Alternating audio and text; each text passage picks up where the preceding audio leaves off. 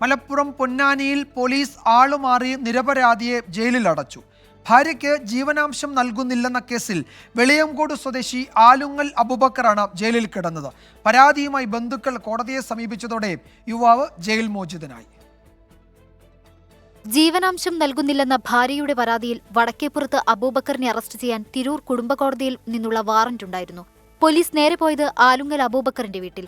ആലുങ്ങൽ അബൂബക്കറിന്റെ പേരിൽ കുടുംബ പ്രശ്നവുമായി ബന്ധപ്പെട്ട് ഭാര്യ നേരത്തെ പോലീസിൽ പരാതി നൽകിയിരുന്നു. ആളുമാറിയ വിവരം അബൂബക്കർ അറിയിച്ചെങ്കിലും പോലീസ് വഴങ്ങിയില്ല. അറസ്റ്റ് ചെയ്ത് കോടതിയിൽ ഹാജരാക്കി. ഭാര്യയ്ക്ക് ജീവനാംശമായി 4 ലക്ഷം രൂപ നൽകാൻ കോടതി വിധിച്ചു.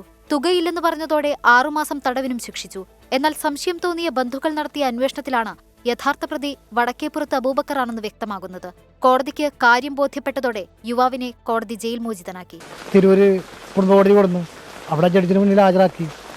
പൈസ ആണ് അവർക്ക് വേണ്ടത്. പൈസ കാര്യങ്ങളൊക്കെ പറഞ്ഞു. ഇത്ര വലിയ തുക അടക്കം ഞാൻ വലിയ പ്രതിയായിട്ടൊന്നുമല്ല.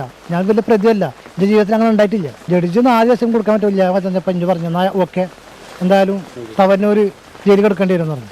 6 മാസം. അതിന് ഞാനവിടുന്ന് അവർ ജീപ്പിൽ എന്താക്കി എന്നെ അവിടേക്ക് ജയിലുണ്ടാക്കി. കേസിലെ യഥാർത്ഥ പ്രതി അബൂബക്കർ വിദേശത്താണെന്നാണ് വിവരം. രണ്ടുപേരുടെയും പിതാവിന്റെ പേര് ഒന്നായതാണ് വീഴ്ചയ്ക്കിടയാക്കിയതെന്നാണ് പോലീസിന്റെ വിശദീകരണം. മനുഷ്യാവകാശ കമ്മീഷൻ ഉൾപ്പെടെ പോലീസിനെതിരെ പരാതി നൽകാനാണ് അബൂബക്കറിന്റെ തീരുമാനം. 24 തിരൂർ.